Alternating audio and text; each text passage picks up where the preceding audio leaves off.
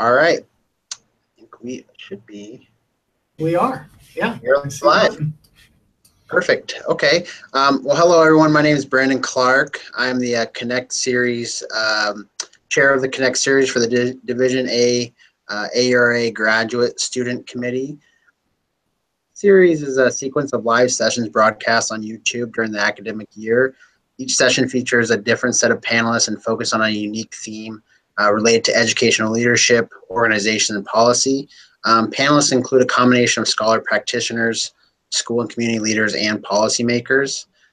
Graduate students, educators, university faculty, and anyone else interested are encouraged to tune in for these sessions. Today's session, we have two important guests with us. Our focus is on educational leadership and technology. And I'm going to go ahead and pass it on to them and let them share a little bit about their research, interests, and what they do. Welcome. Okay, thanks. Justin, you want to lead? Sure. Hi, everyone. Good evening. I'm Justin Bathon. I'm a professor at the University of Kentucky, where I also serve as Director of Innovative School Models, and I help run our Next Generation Leadership Academy. When it comes to technology leadership, I've been interested in these questions for about a decade when a certain Dr. Scott McLeod sort of hit me up when I was a grad student to get interested in these areas. Like Scott, I am an attorney, so I was interested initially in the intersections of education law and technology in schooling.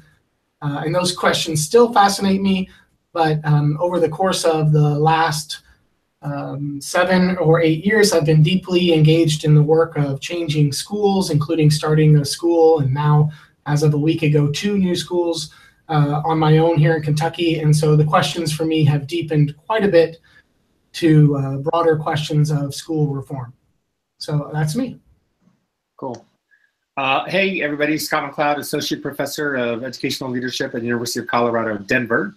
Also the founding director of the UCEA Center for the Advanced Study of Technology, Leadership, and Education, which is UCEA's Technology Leadership Center nationwide, and is co-hosted by both CU Denver and the University of Kentucky, where Justin is. CASEL is really the nation's only university center focused on what school administrators need to know and think about in terms of technology leadership. And we have actually interpreted that pretty broadly to include a lot of innovative and future-ready schooling models in addition to the tech itself. So basically, you know, we think about what do principals and superintendents and other school leaders need to know about how to create and facilitate and support and grow technology-rich learning for students and staff. Excellent. Thank you both very much. It looks like also we have our the Division A senior representative of the Graduate Student Committee who is joining us, and there she is, and she has a couple of things like to announce in relation to ARA and Division A. All right, thank you. Hi, everybody. Just wanted to let all the participants and audience know that Division A graduate students and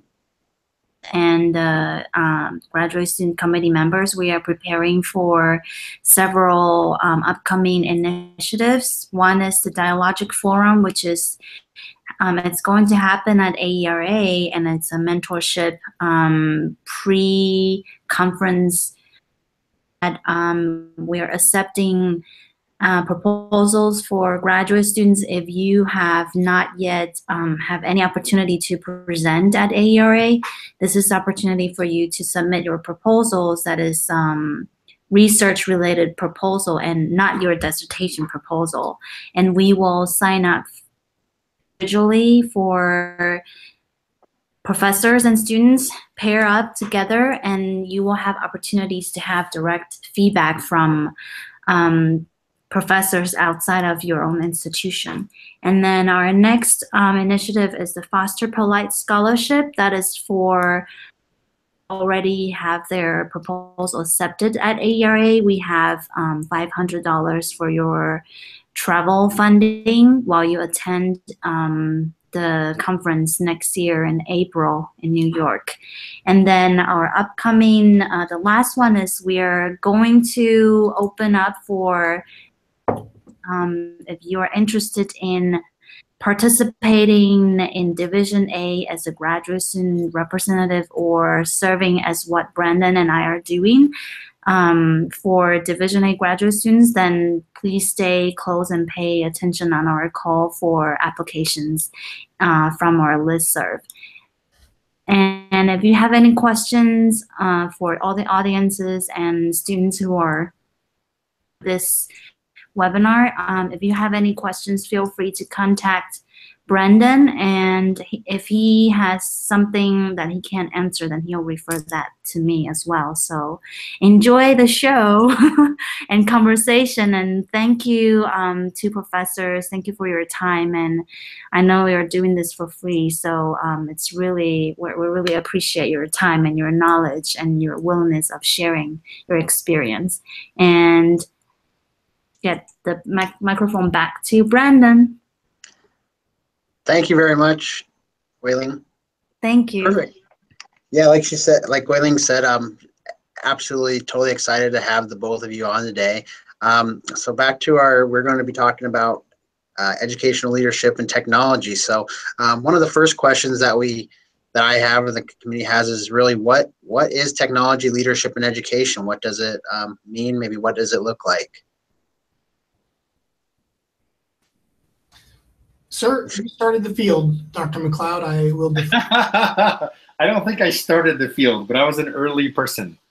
You know, I don't know if it's a distinct thing. I think what it recognizes is that for all the various aspects of school leadership that we talk about, personnel, instruction, finance, policy, social justice, whatever, right? All the sort of day-to-day management, operational, philosophical, leadership, whatever aspects of school leadership that we talk about, there are technological lenses that intersect with and impact all of those. And yet, what we have found over the last decade and a half or so, maybe even a little longer, is that there really aren't a lot of school leadership faculty or graduate students or researchers and scholars who are really thinking very much about those technological lenses.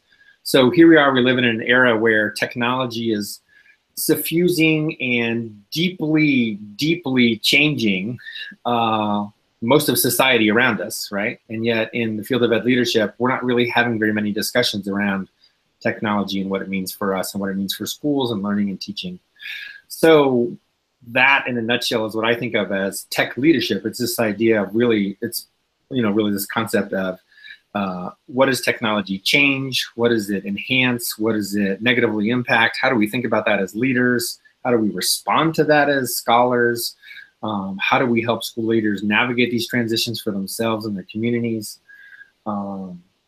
Yeah, so there you go. There's an imprecise definition. So just to be maybe a bit more precise and practical, I think that the field of technology leadership in a super practical way really tries to understand the choices that school leaders are making on a daily basis that implicate the teaching and learning within their building and the technological tools that they either choose to utilize or not to utilize. In a very practical way, as every person who's watching this video is fully understanding and feeling now, the movement to go to one laptop to one child, one-to-one, as we've referred to it for decades, is now fully underway. And many, many, many, many schools throughout the nation have moved forward on that front.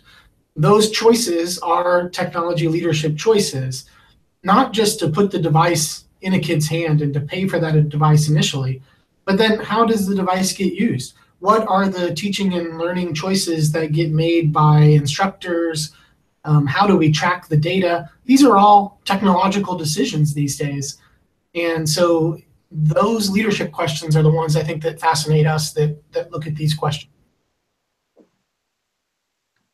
Right. So I guess what I'm kind of hearing is that, so just this technology leadership is is really so not just about the technology that itself, because that's has been there or is going to keep evolving, but more or less it's about how leaders in the schools take these technologies and apply them to their learning environments for students. Is that kind of what I'm gathering? Yes, and because it's also about how do we respond to the changes in our societal contexts and our profiles of a graduate that are occurring because of technology, right? So for example, we're seeing demands placed on school systems that don't have anything to do with technology directly, but have to do with technology indirectly, because now we're finding that we're needing different sorts of skill sets and knowledge bases and fluencies from our graduates than we did before these technologies were present. And so more, sorry, go ahead. That part, that second addition that Scott just added there, really speaks to the growth in the field over time. Always driving our work, I think, in this field were those underlying societal shifts that were taking place. I mean, the internet is a generation old now. And so, you know, these questions have been around for quite some time. Like, well, how are we going to respond to that? That said, what has really begun to drive a lot more of the work within the last few years, particularly for myself, is those deeper questions of, now that technology is really driving a lot of societal change, we really need new school models to respond to that change. And for me, that is now a technology leadership question also. So it sounds more than, I guess, just so I guess in your view, so policy is a lever for change in schools. It's not just change in policy, but changes in structures, changes in the way that we approach education. So are those things that you're seeing as needing to be addressed? Yes. Yeah. Absolutely. Right. And it's more than just, hey, we got a bunch of computers in the hands of kids. How do we manage those? Right. Because that's really like IT stuff, right? It's like, how do we deploy the network and how do we give permissions and passwords? Like, that's not what we're talking about. We're talking about how do we use these tools for robust learning and teaching, and how do we stay relevant to the needs of our societal context that are demanding different things from schools and students. So with that in mind, then I guess, so what are some of the tenets of technology leadership in schools that principals can engage to lead to engage for leadership purposes, or what does technology leadership look like? So there is the sort of standard form answer, and then there is the answer that both Scott and I probably want to spend more time on, which is a lot of stuff that Scott helped to bring out in a tool called Trudicot and those kinds of things. So let's get to that. The standard form answer would be something akin to, close to, the NETS-A standards, the National Education Technology Standards for Administrators, which is published by ISTE. They are launching a new version of those here within the next 6 months or year of the NETS-A standards. To the question of what are those tenets, they, in the new version, talk about 5 tenets, 5 big areas around empowering leadership in visionary ways, using leadership to really change the teaching and learning that's happening within the buildings, a very instructional frame that gets put on it. A new frame for them is as technology leadership as for equity and sort of pushing those questions forward. These are the new standards. The old standards would have put sort of professional practice and questions there. And then systems thinking, system developers. The new standards use the word transformation a lot, which I'm a pretty big fan of. So that's another frame that gets layered on it. And then connected learners and connected teachers, in that, you know, these digital tools provide all these new connectivity platforms. And so that's another sort of frame. So that's sort of the stock answer relative to those NETS-A standards that exist out there. In our technology leadership graduate certificate that we built here at the University of Kentucky when Scott was involved in helping us with that, we aligned our courseware to those different NETS-A standards. So that's the stock answer. Now over to Scott for the more fun answers, probably around student agency, that kind of stuff. Well, just to be very specific about what Justin said, the ISTE standards for administrators say things like, right, educational leaders are able to build buy-in for the vision through evidence of impact on learning and modeling the use of tech. School leaders are able to establish learning cultures that incorporate new learning spaces, environments, and pedagogies using tech, and develop student agency, global perspectives, and creative problem solving. School leaders know how to ensure that learning is facilitated by educators who are skilled in pedagogies for transformative learning with tech and can support individual student needs, interests, and goals. I mean, it's things like that, right? It's a heavy focus on leadership for instruction. There's some policy advocacy in there. There's some equity issues in there. And again, it's taking traditional conceptions and lenses of leadership and just adding the technological dimension. What Justin has referred to is our new discussion protocol that we're using with teachers and instructional coaches, tech integrationists, and principals, which is a short for a technology-rich unit design and classroom observation tool, TrueToCOT for short. It's not a great acronym, but we joke.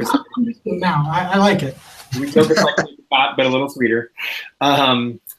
And really, it's a tool that we've created to help instructional leaders and classroom teachers with lesson and unit redesign, right?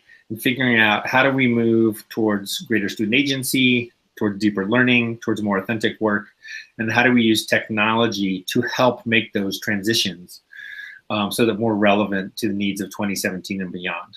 And so while the ISTE standards for administrators talk about instructional leadership, TrueToCOT is really a tool that we've developed to help leaders get there in terms of instructional redesign and conversations with educators.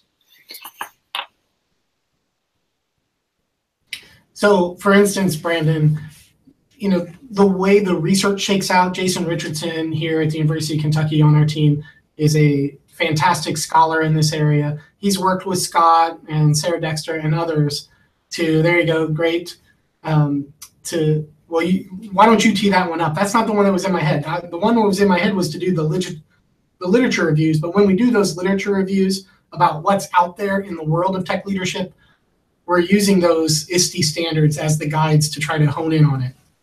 Okay.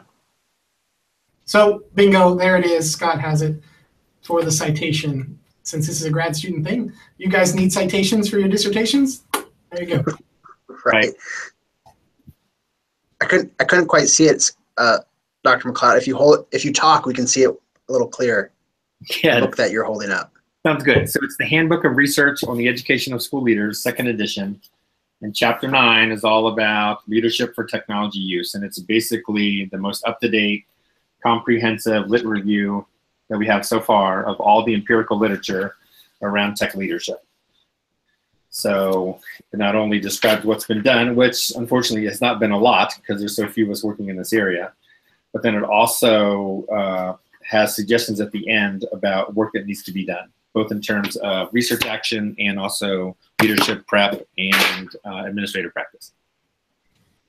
That was actually going to be kind of another question that I had that came up to mind is so like what are some of the major gaps that you're seeing in the field that you know current and future scholars and graduate students now can start kind of exploring? What are some of the issues, the driving issues perhaps of the field, or remain to be unanswered? Name it, the gap is there. Yeah, unfortunately, that's where we're at right now. So we had a long discussion this past UCA conference about the fact that whatever domain of school leadership you're working in, and like I said before, finance, policy, human resources, law, instruction, right, and supervision, whatever you want to pick. There are technological lenses that intersect with your work. And most scholars are experts in those traditional areas, but have not put those technological lenses on their work. And so as a result, we have very little research around the intersections of the two. Just give you an example from our world. So a big thing that has always been a big thing since the writing of the Constitution was the Fourth Amendment and the prohibition against unreasonable searches and seizures. And for a very long time, we have known what to do with that when it comes to schools, because everything was very geographical. It was physical. It had a place in the world. Of course, then phones came along, cell phones came along, and digitized a lot of our thoughts. And what used to have a physical place, like a kid had to handwrite a note, and that note lived in a physical place and could be searched. Now, all of that is digital on cell phones, and that changes a lot of the game. And scholars in the education law world are sort of just now catching up to that and asking some of the questions that need to be asked, because it really does change the game in those spaces. Right. I'll add a couple more. So you are a principal and you're ready to observe a teacher. You walk into the classroom and every kid is on a laptop working independently on a passion project. How do you evaluate that teacher's instruction that day? And how do you think about the instructional tasks that we're asking of students, and how to think about those within very traditional teacher evaluation observation rubrics and criteria, which have significant impacts on teachers' tenure and pay in some school systems, right? So do we have a lot of research on how to think about that? No, absolutely not.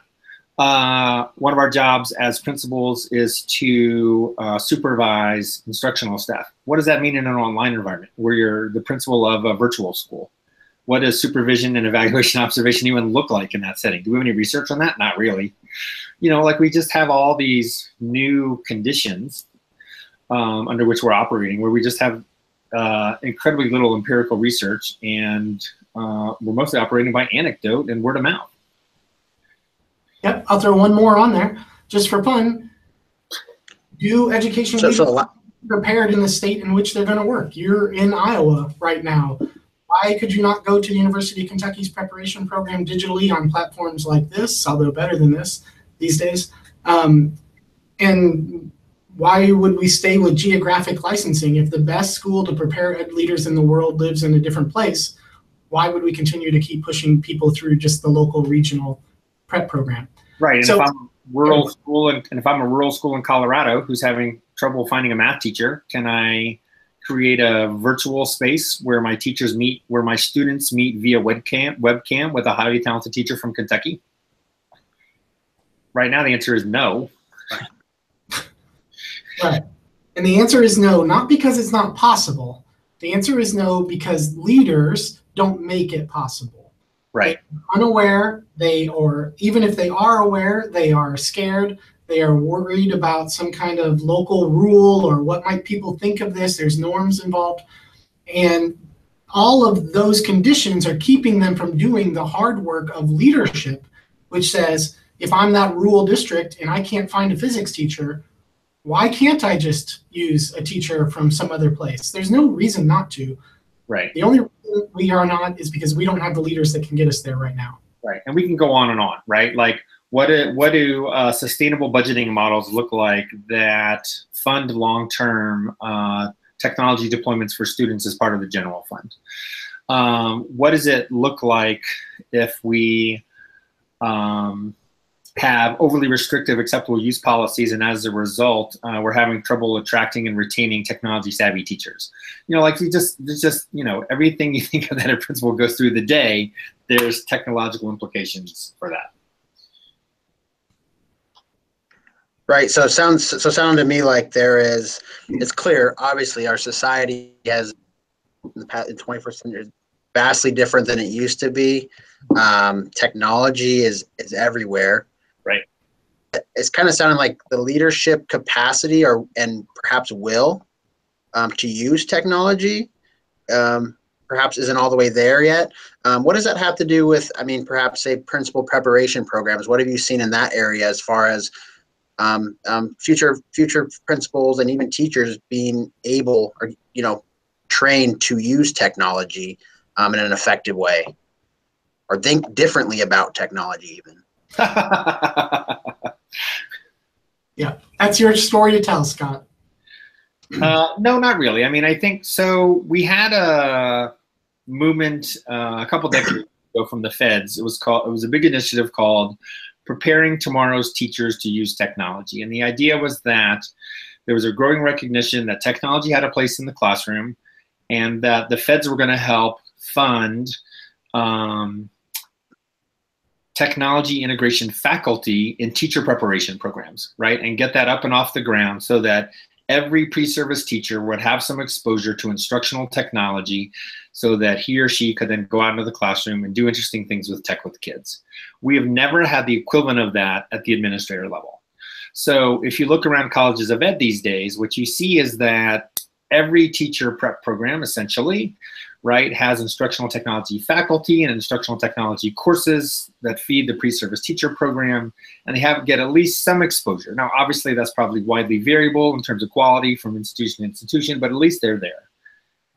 In our world of ed leadership, there's, 600 ed leadership programs across the country. We think we know through our network roughly 8 to 10 faculty members that care even a little bit about technology. So, in terms of course development, integration into programs, preparation of future principals and superintendents, you can do the math. It's pretty easy. Yeah, I mostly just agree with Scott here. The one little layer I would add to it is that so many preparation programs are shifting to online preparation. It's pretty rare to have a completely physical, geographically based program these days. However, what I must say is that not all of those are doing it well. But somewhere inherent in that movement, that shift, is hopefully a little bit more acknowledgement that technology is changing learning, since technology is so deeply changing our own learning in principal prep programs. Right. So, Brandon, Justin and I wrote a article in JRLE, I think it was, where we made sort of 3 distinctions for ed leadership programs. So there's taking our traditional educational leadership content and putting it online, right? That's one intersection of technology with ed leadership preparation. And many programs are doing exactly that, as Justin just described, right? All the stuff we've typically done, all the courses we typically teach, we're just going to teach them in an online or blended modality.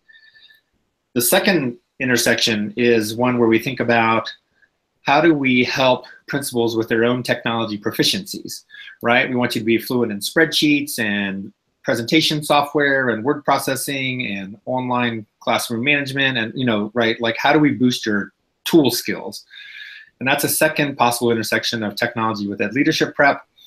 And we've seen, I don't know, some programs have created courses like that, or used to have courses like that, where they focused on the personal proficiencies with technology of their pre-service candidates, which is different from just taking their courses and throwing them online.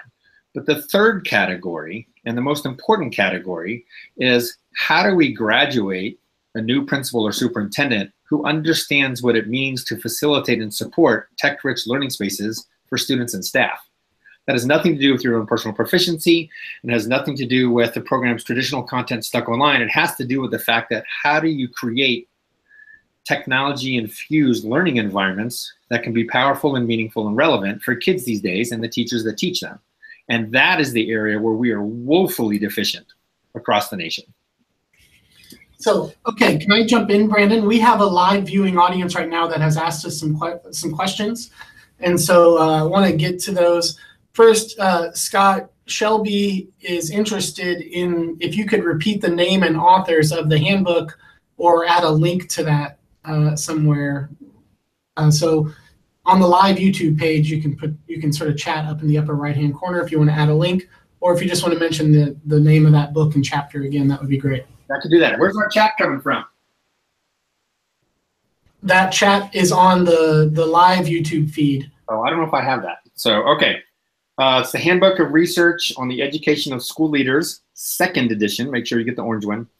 And then chapter 9 is Leadership for Technology Use. And that's the most comprehensive literature review we have to date. And it's done by our friends Sarah Dexter, Jason Richardson, and John Nash.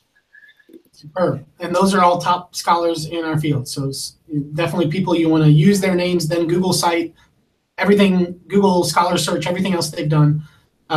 Okay, and then also the next question is around the standards that we were talking about earlier.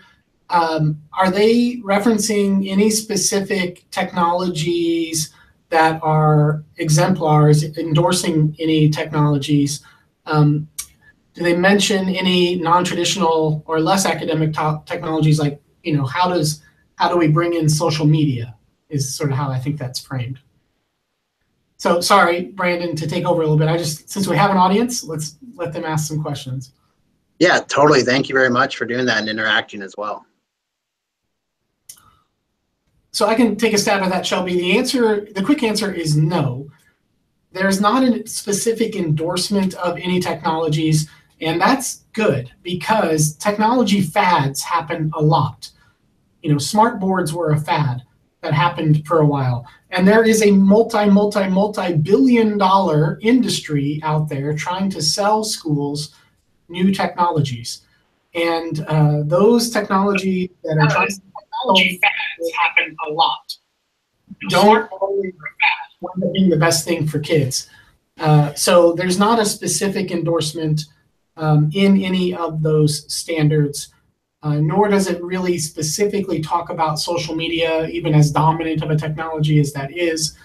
It doesn't specifically reference it. It's just referencing these are the kinds of standards and behaviors that we expect leaders to have relative to technology.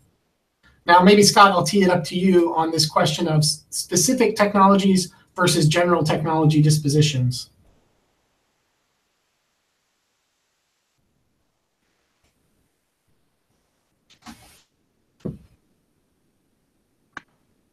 You catching that one?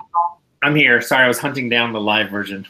So, yeah. So you get that question on why would we not mention specific technologies?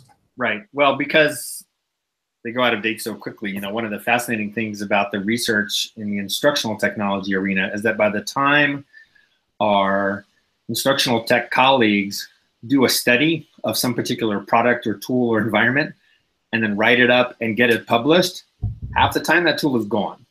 Like it's already disappeared, it's expired, nobody uses it anymore.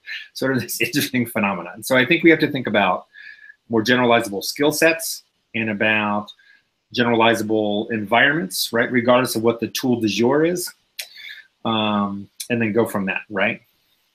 Yeah. Okay, Brandon, back to you. Sorry, just want to. No, that was great. That was great. I think too. So I was just, with technology changing so often, right? What is then? I guess there's clearly has to be a very important element of like professional development, right? And how do you go about doing professional? How do we? I guess how do principals stay up to date with technology, right, in the field? Like you said, they're using one thing, and then by the time a paper's written, or by the time you have another technology coming in. So I guess is it more than in preparation programs developing? I don't want to say a baseline, but more generalized, and then in the field receiving extra professional development in technology, or what is kind of that? How might that work? I think it's important for administrators to have some technology tool fluencies and be able to use a variety of different tools, if for no other reason than to model to staff the importance of these tools in our day-to-day education work. But I don't think we should spend too much time thinking about training administrators on a particular tool. I think really what we should be training administrators on is how to think about and how to support technology-rich environments, right? So it doesn't really matter which classroom management, learning management system you're using, for example, which LMS, right? There's a whole bunch you can choose from. Edmodo, Schoology, Canvas, Blackboard, whatever. So what matters to an administrator is what implications do those systems have for how we think about learning and teaching? What implications do those systems have for privileging teacher voice in yet additional ways over student voice? What does it mean for us in terms of our ability to serve students when we have inclement weather days? For example, we have to cancel school. How do we use it? How do we supervise staff who are functioning in that space and look at instructional work that's occurring in that space and think about it in critical and meaningful ways as instructional leaders? All that kind of stuff. That has nothing to do with the tool, but has everything to do with our general leadership work. if that makes sense. And that's what we should be training administrators on. But the best place to find out about the latest tools that are awesome is Twitter. You know, there's new networks of leaders out there. One of the things that technology permits is a new networking of who am I getting my information from on a given day. And a leader can really curate who that network is using tools like Twitter and many others that are out there these days. That is some of the best professional development in terms of, you know, what are some of the latest and greatest things that are going on in a given day. Just today on Twitter, we have a hashtag here in Kentucky called Kentucky Go Digital, and it's the tag that we use to work with schools all over the state about becoming more digital. Fine. There was an ed camp going on today for principals on technology skills, this is a great thing. Here we are, we're in a session on tech leadership. It's just perfect. Now, what they were doing though was tweeting throughout the day so that I'm using Google Docs in this specific way to track student discipline, right? And here's a link to how I'm doing that. You know, that is some of the best ways to get access to those new tools, rather than pay for professional consultants to come in and try to train you up. Just like Twitter's free, takes a few minutes a day to learn, keep up to speed on what's going on. So those are personal learning networks. Will Richardson wrote a book, it's been many years ago now, maybe 7, 8 years ago, that really dived into that concept of personal learning networks. And so I'd recommend that.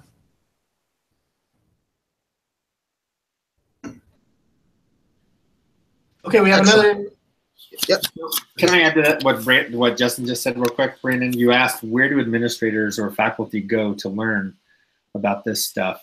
And I think we have a variety of online spaces that we can connect in. I think that increasingly practicing administrators are getting themselves in these spaces and learning with each other. I don't see significant presence from leadership professors in those spaces.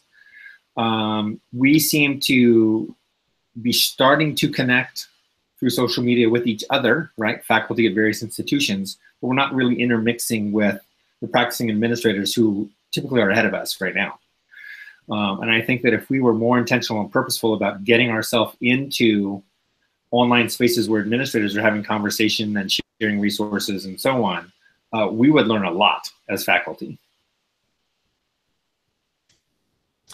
So we got another question on the YouTube chat, if you're okay with it, Brandon. Yeah, absolutely. Keep them come. I'm seeing them here on my end now too. I didn't have it open right, so thank you for picking up the slack for me on that. No, that's okay. When you have a session on technology leadership, you would expect the attendees to have mastered the technology, right? So exactly. Yeah. Okay, so Julie wants to know a little bit about the critiques around school systems for being too closely aligned to the ed tech Silicon Valley worlds that exist out there. And I think that's a completely legitimate critique. It scares me when you go to an ed tech conference and these corporations are there, and there are hundreds of display booths up with different corporations that are trying to sell schools on the latest tool, right? Because schools are willing to pay for tools. That's something that they're willing to spend money on, especially if the promise of that tool is a quick answer for X. And so that we see that a lot, and I think that is one of the real needs for more scholarship in technology leadership is how do we keep school leaders from going down that rabbit hole when they see quick fix for X and all it costs me is $15,000. Okay, great. Let me drop $15,000 on that. I hate that. In my own work in leading schools here in Kentucky, that really tries to keep our schools mostly away from those tools. You know, you can do a tremendous amount with the Google Suite. That, you know, there's so many great free tools out there that those are the spaces that I prefer to stay in. That comes with a trade-off around data privacy, right? That's there's a follow-up question around data privacy there. That's a good one. But I'm still more of a fan of those than of the pay for ed tech world. Unfortunately, the pay for ed tech world, that corporate world, is so massive, billions and billions and billions, that a few ed leadership professors like me and Scott are not going to outweigh them when it comes to the marketplace of ideas. Right. So Julie's question is an excellent one, and the concern is a legitimate one. I want you to imagine this environment, right? Because this environment we're in, we have 20,000, something like that, schools and districts across the country, which means we've got hundreds of thousands of school leaders out there. Most of them had little to no exposure whatsoever around technology concerns in their preparation program. They're getting marginal professional development from their own school district. They occasionally bring in an outside person to talk about something, but it's usually a one day and then they're gone. Those events are typically aimed at teachers, not even administrators. So it's not like they're tailored toward our needs as decision makers. We occasionally go to an administrator conference, of which there's growing but still marginal technology presence in our superintendent conferences and principal conferences and whatever. So there's really not an opportunity to learn there at the admin conferences.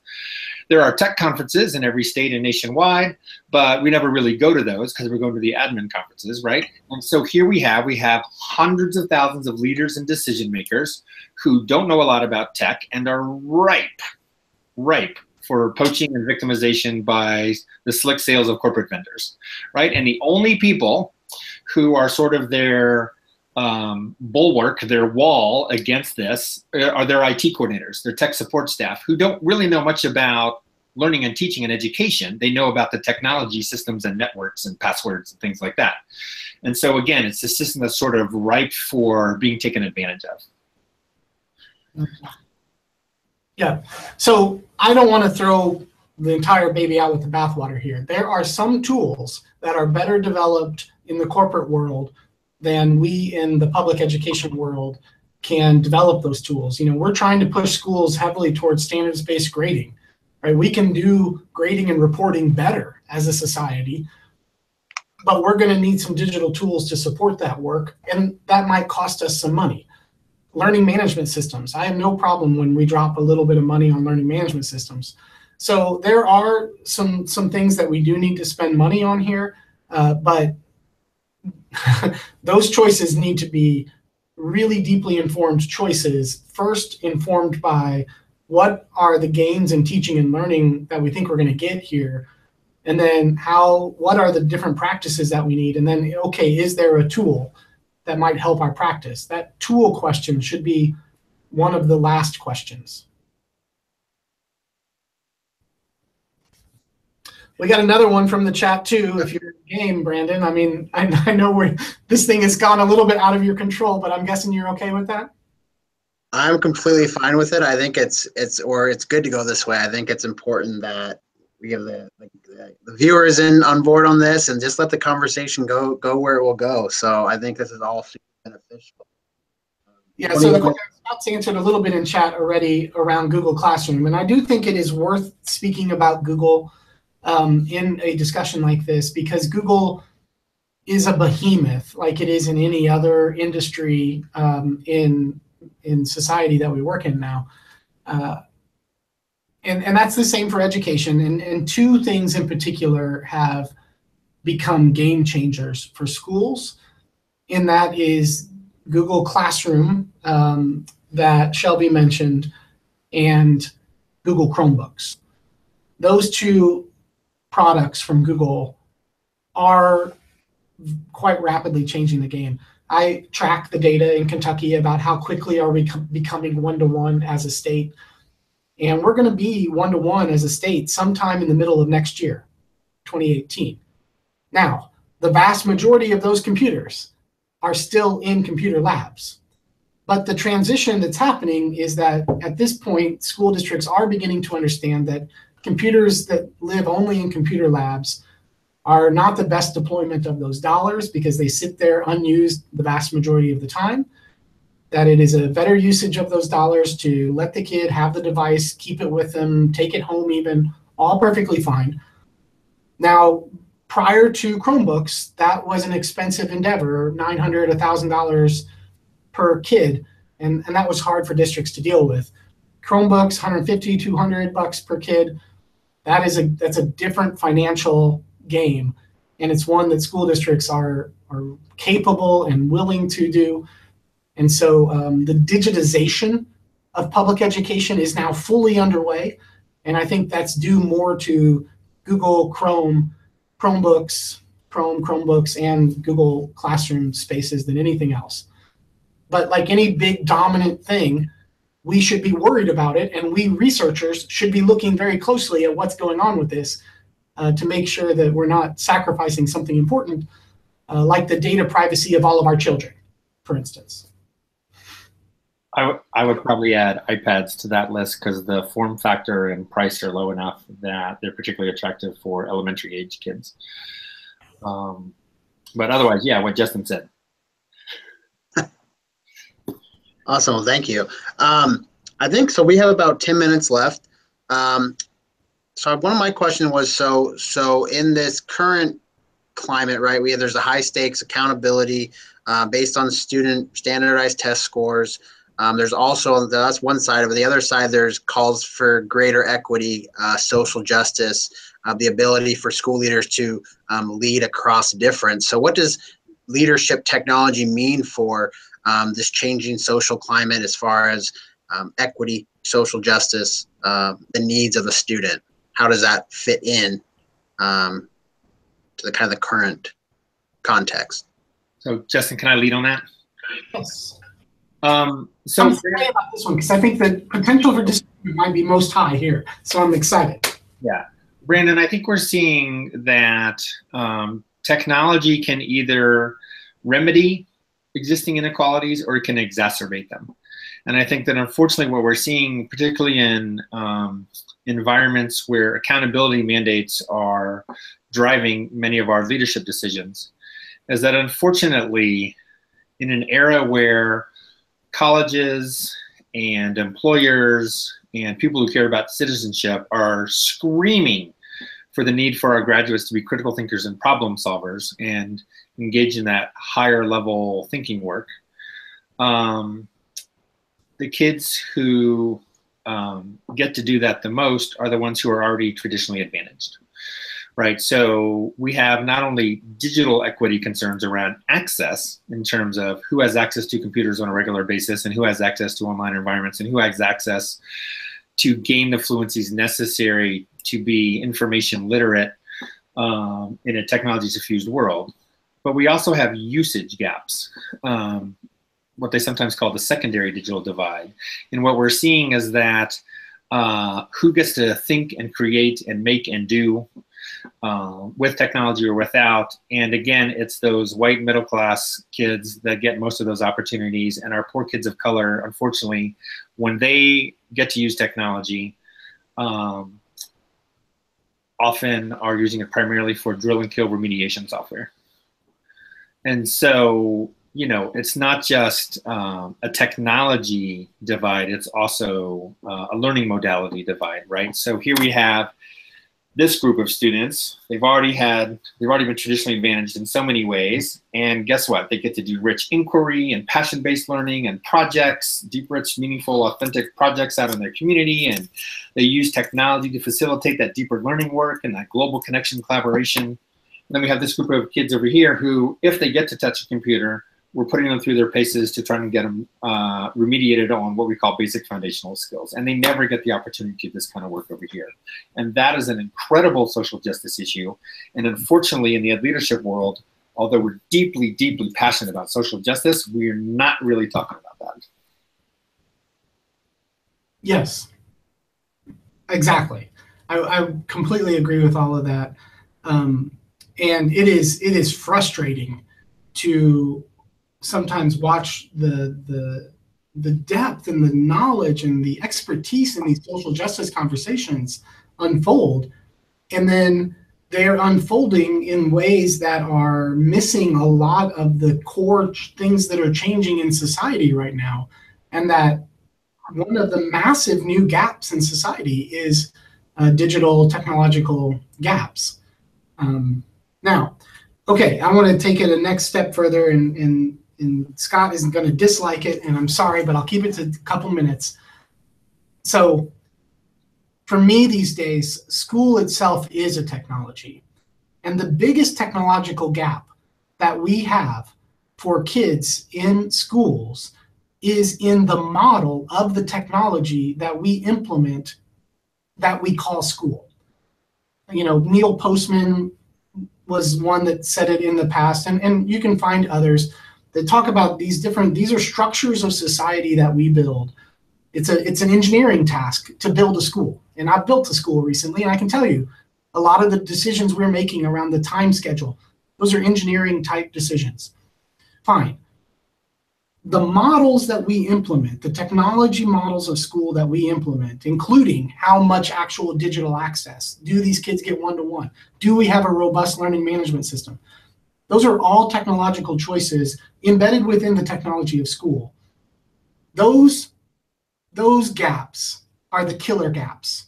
Those are the gaps we never touch, which is why 50, 60, 70 years since Brown versus Board of Education, we've literally not changed anything. It's actually maybe worse, right? And so we have to start to really think about schooling differently. And for me, when I think about schooling differently, I do think about school as a technology itself. And technologies require upgrades. You know, technologies go out of date. When I ask people, so I tell people all the time when I'm doing trainings all over the state, when was the last upgrade to the technology of public education? If you think about school as an operating system, so like, you know, Windows 10 or whatever you're running these days, Mac OS, of course, some new one just happened, Highlands or something. Okay, so we update and upgrade computers all the time. When was the last upgrade to school? That is a painful and difficult and hard question. And the kids that feel that the most are the kids that are most disadvantaged across society in various ways. So on the question of how do we lead for technology and leadership on issues and questions of social justice, I think it actually helps me, and maybe it helps others, to actually see school itself as a technology. And once you start to see it that way, you start to see a whole bunch of poor technology choices being implemented, not just digital. Digital's part of it, but beyond digital, poor technology choices in terms of one teacher, 30 kids in a room, and the teacher doing all the work. That's a technological choice being made here about how that room's going to be set up and conducted, and it's a poor choice. Right. So that is a space that I'm in love with, I'm into. I'm trying to pull a book together, as I was telling you before the chat started, in those spaces to really start to dive into, can we upgrade the technology of schooling itself? So Brandon, I'm going to paraphrase what I wrote over a decade. You got something like that? I rarely. Oh, there's a little bit of echo in the background. I don't know why. Oh, there it goes. Is that better? Okay. So I said over a decade ago, I'd like to see more discussion about the future world that disadvantaged kids are going to live in, and what we need to do to boost their digital participation, citizenship, and employability opportunities. For example, No Child Left Behind was framed as social justice legislation, but its basic premise was that boosting disadvantaged students' performance on industrial area skills was socially just practice. However, we're not talking so much about how to teach disadvantaged students how to be effective participants in a technology-suffused, globally interconnected future. And so for me, this whole idea is the most critical social justice issue of our time is not achievement gaps on standardized tests, it's life success gaps in a world that's changing rapidly around us. And if we as ed leadership don't have these kinds of conversations, then our disadvantaged students are going to be left even further behind than they already are, because we're still operating from and reacting against old paradigms rather than talking about what does it really mean to be a successful graduate these days, and worker and citizen and student and so on. And that gets fun. And that's where I spend all my time these days. And I saw Julie is in the chat in Wisconsin. She's been doing a lot of this work also. We can really, if we want to, as a society, start to tackle those questions and really think about how school might look and feel differently, how kids might experience school differently, and that is going to involve a lot more technology than kids are currently experiencing, a lot more digital than they're currently getting. And as we get into those questions, I think the power in those questions is vast and broad, and it gets us back to Dewey and the progressive movement. For us in Kentucky, it gets us back to where we were in the 1980s when we did the Kentucky Education Reform Act, when we were thinking much more deeply about the point of school and why are these kids here than this is what they're getting on a reading test right now. Right. I mean, it ought to be deeper than that. Right. So, Brandon, I don't know how you can talk about instructional leadership and social justice without thinking about deeper thinking work rather than recall, student agency, more authentic work, and technology diffusion to make those happen. And yet, for whatever reason, despite all our rhetoric around being instructional leaders and we care about social justice and we care about marginalized students and families and communities, we're not having that conversation in the leadership professoriate, and as a result, our graduate students aren't either. Yes, certainly. It sounds like really what we have, and it's kind of, I think, around the issue of social justice, is that there's been a lot of focus on changing policy, but not so much focus on changing structures and systems, changing the structures that support the disparities that we see in our schools. Right, I mean, that's changing policy for what, right? Like the policy should enable new structures and should enable new instructional models and should enable new digital fluencies and global awareness competencies and, you know, all that stuff, right? Like that's what policy is for.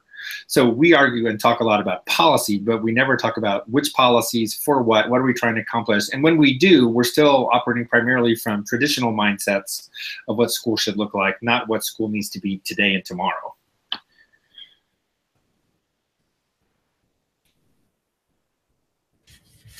That makes a lot of sense. I don't know if we're just about out of time here, so I don't want to keep you both. I think this conversation could go on for who knows how long. It's very, very insightful because, again, I mean, like you said, the amount of folks who are doing this work is limited. Future principals and principals now, school leaders aren't really having these conversations around at least like what can technology, what is socially justice relevant to technology. So I think this, I mean, is an important area that people, especially in the 21st century, that needs to be addressed. But I guess if either of you have any closing thoughts or anything that you'd like to share before signing off, I think that'd be great. This has been very insightful. Yeah, I'm happy to go first on this one and give the last word to Scott.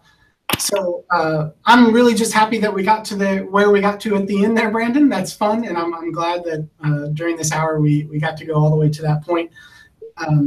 I'm glad that Division A grad students are hosting this conversation, and every single time I go to an academic conference, the most inspiring thing that I see is the work and the questions that graduate students are asking. That is what keeps me coming back to those spaces, because when I see students like you and the students that are watching here on the YouTube feed questions and really starting to contemplate, so what is broken in the underlying model of schooling? That really gets me completely fired up. And so thank you for hosting the conversation. And I'm still extremely optimistic. I am, my teammates here, and now that it's on YouTube, everyone in the world will probably call me this, but my teammates here at UK call me Eeyore because I can be so realist and pessimistic much of the time. But when I watch schools go through the hard work and we work together on remodeling and changing and digitizing this learner experience, it makes me extremely hopeful that this is actually possible. I've seen it done, so I know that it's possible. So I'm a quite optimistic dude on this front. And I think we're going to get there as a society. It's just going to take a lot of time and a lot of effort. But conversations like this help. So thank you for hosting, Brandon. I'm going to keep mine short. I'm going to keep mine short and simple. In a rapidly changing world, we as educational leadership, preparation programs, and researchers can't continue to pretend that industrial model school systems are going to adequately meet the needs of a global innovation society. And so if the world around us is changing quickly and making everything different, we need schools to be different too. And we need to be having those conversations within our domain about how do we respond to those as preparers of future school years. That's all I got. Well, excellent. Thank you both so much for volunteering your time. And so this has been very insightful. I think it's a very, certainly needs to be addressed more. I think that especially within the time that we're in, it's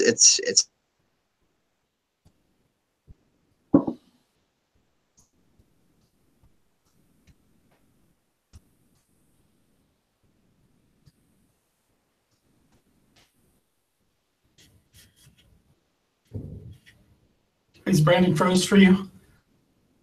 Yes. Okay. We can close it out, and if you get back, then that's great.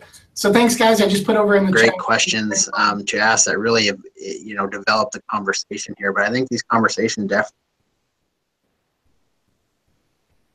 for your time. Thank you, Brandon, for the opportunity. Yep, thanks.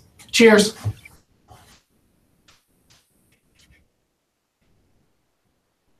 Oh.